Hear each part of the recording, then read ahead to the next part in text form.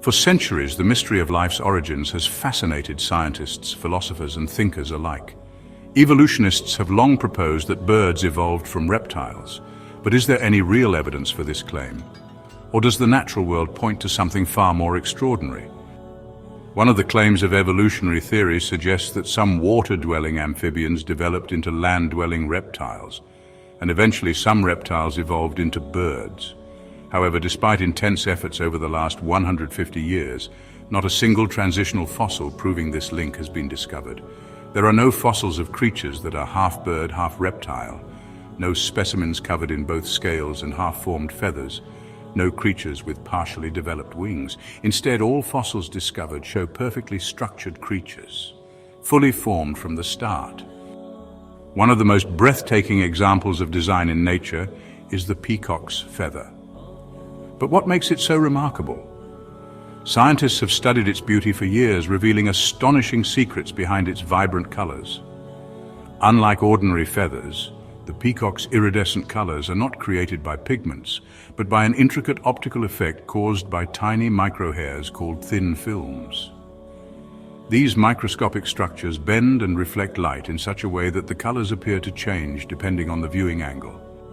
Each eye at the tip of a peacock's feather is created by thousands of individual microhairs, all perfectly arranged. The chances of this precise pattern emerging by random mutations are as unlikely as flowers in a garden randomly forming a perfect design. The blueprint for these intricate designs is embedded in the peacock's DNA.